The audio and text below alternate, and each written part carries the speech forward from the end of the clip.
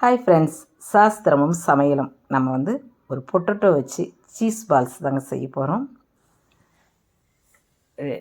ரெடியாக என்னென்ன தேவைங்கிறத நம்ம பார்க்கலாங்க. உருளைக்கிழங்கு ஒரு 1/2 கிலோ எடுத்துக்கலாங்க. 1/2 கிலோ எடுத்து அதை நல்லா வேக வச்சு தோல் உரித்து இந்த மாதிரி சீவி எடுத்துக்கலாம். மசிக்கிறதுனா கூட மசிச்சுக்கலாம். நான் சரி சீவிக்கலாம் அப்படின்ட்டு சீவி எடுத்துக்கிட்டேங்க. இதில் வெங்காயம் கொஞ்சமாக பெரிய வெங்காயம் கட் பண்ணி போட்டுக்கலாம்.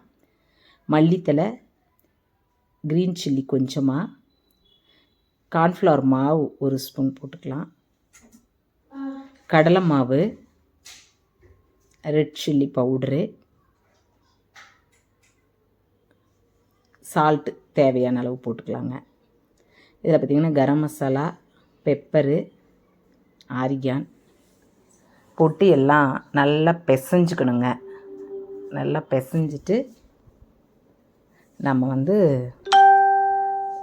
இதை பால் மாதிரி நல்லா உருட்ட ஆரம்பிச்சுக்கலாம். இதில் பார்த்திங்கன்னா சீஸ் மசாலா சீஸ் எங்கள் சின்ன பொண்ணை வாங்கிட்டு வர சொல்லியிருந்தேன். அவள் என்ன சீஸ் வாங்கிட்டு வந்தாங்கிறது தான் தெரியல. இது நான் பீஸாவுக்கு போடுற சீஸ் வாங்கிட்டு வாங்கினேன். இவள் பாட்டு கடையில் கொடுக்குறத வாங்கிட்டு வந்துட்டா.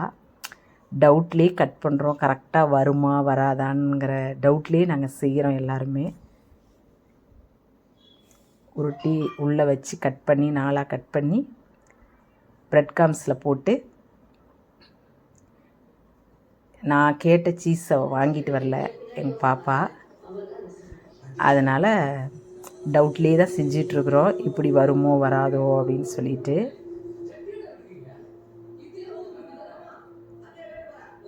ரெடியாக உருட்டிட்டோம், ஓரளவுக்கு உருட்டிட்டோம். பக்கத்தில் பார்த்திங்கனாக்கா கார்ன்ஃப்ளவர் மாவு வச்சு 1 ஸ்பூன் போட்டு தண்ணி ஊற்றி அதை ரெடி பண்ணி ப்ரெட் கார்ம்ஸில் போட்டு எல்லாமே ரெடியாக உருட்டி ரெடி பண்ணியாச்சுங்க. எங்கள் பாப்பா ஒரு சின்ன தப்பு பண்ணிட்டா, எங்கள் சின்ன பொண்ணு. அடுத்து பார்த்திங்கனாக்கா சரி அடுத்து எண்ணெய் ஊற்றி எப்படி பொரிச்சிடலாம் நம்ம வந்துடும் அப்படின்ட்டு போனோங்க. பார்த்தா எண்ணெய் கொஞ்சம் கம்மியாக இருந்தது. சரி தேங்காய் எண்ணெய் கொஞ்சம் மிக்ஸ் பண்ணிக்குவோம், ஏன்னா ஊர்லேருந்து நான் செக்கு எண்ணெய் கொண்டு வந்தோம், சரி மிக்ஸ் பண்ணிக்கலான்னு போட்டோங்க. தேங்காய் எண்ணெயும் கடலை எண்ணெயும் தாங்க போட்டோங்க.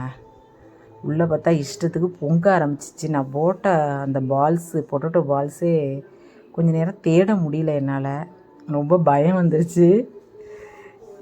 எப்படியோ உருட்டி மெதுவாக எடுப்போம் அப்படின்ட்டு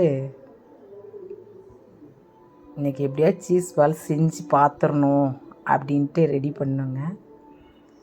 ரெடி பண்ணிவிட்டு போட்டுட்டோம். திரும்ப அந்த வடிகட்டிட்டு அந்த மேலே இருக்கிறதெல்லாம், அந்த மேலே பொங்கி வருது பார்த்திங்களா, அதை ஒரு ட்ரிப்பு வடிகட்டிடுவோம். வடிகட்டிட்டு பண்ணாக்கா கரெக்டாக வருமா அப்படின்ட்டு பண்ணுங்க. அப்போ பண்ணுறப்பையும் அடுத்த ட்ரிப்பு பாருங்கள் எப்படி வருதுன்ட்டு. இது 2வது ட்ரிப்பு போட்டேன்.